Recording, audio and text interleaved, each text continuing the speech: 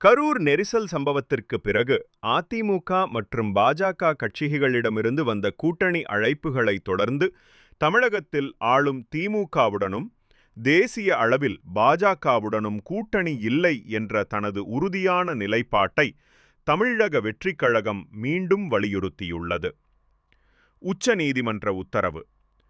கரூர் நெரிசலில் பாதிக்கப்பட்ட ஒருவரின் குடும்ப உறுப்பினர் தமிழக காவல்துறை அதிகாரிகள் மற்றும் அரசியல் செயலாளர்கள் வழக்கை திரும்பப் பெற அழுத்தம் கொடுப்பதாக கூறிய புகாரை சிபிஐயிடம் அணுகுமாறு உச்சநீதிமன்றம் இன்று அறிவுறுத்தியுள்ளது.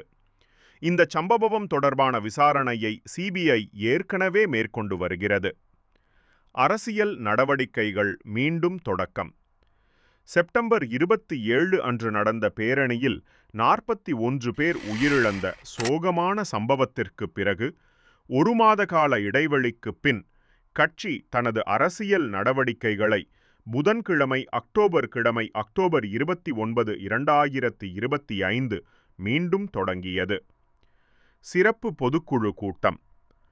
கட்சியின் தலைவர் விஜய் நவம்பர் 5ஆம் தேதி கட்சியின் சிறப்பு பொதுக்குழு கூட்டம் நடைபெறும் என்று அறிவித்துள்ளார்.